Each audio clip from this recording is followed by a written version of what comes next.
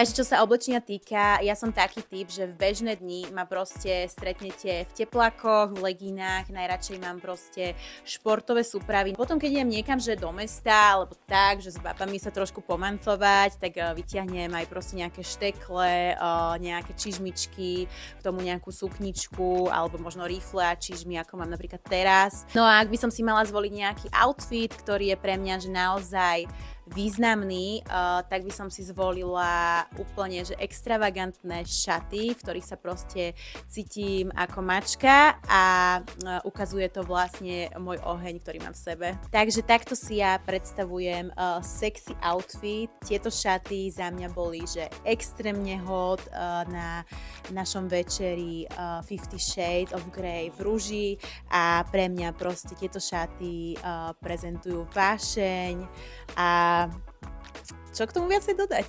Nemám vôbec problém s tým, že sú tie šaty odhalujúce, za mňa sú práve že rafinované, tie rukavičky vlastne tlmia tú nahotu tých šiat a myslím si, že som dosť zakrytá, aj keď vlastne nie som.